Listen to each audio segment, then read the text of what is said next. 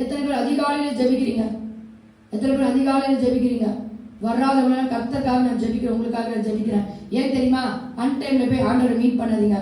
அதிகாலையில் தேடுகிறவர்கள் கண்டடைவார்கள். கர்த்தரை தக்க சமயத்துல தேடு. அப்பதான் ஆவியானவர்கள் உங்களோட கூட இடைப்படுவார். ஹல்லேலூயா, ஹல்லேலூயா. இப்ப நல்ல பேர் கையை உயர்த்துங்க.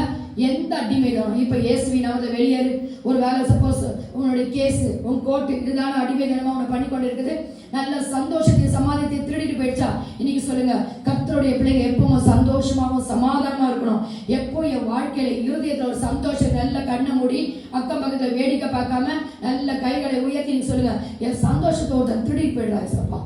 சமாதானம் காலை நேற்று எதையோ ஒரு பயத்தை கொடுத்துடுறான். இதெல்லாம் இப்போது நீங்க ஜெபிக்க ஜெபிக்க ஆவியான ஒரு பலமாய் உங்க மேல இறங்கணும். அப்படிப்பட்ட அடிமைதனத்தின் ஆவிகள் எதை நீ முக்கியத்துவம் கொடுத்து வச்சிருக்கிற? ஆண்டவர்கிட்ட ஜெபிக்க முடியாம, நல்ல பாட்டு பாடி ஆண்டவர் துதிக்க முடியாம, சபைக்கு வர முடியாம, எது உன்னை டிஸ்டர்ப் பண்ணுது?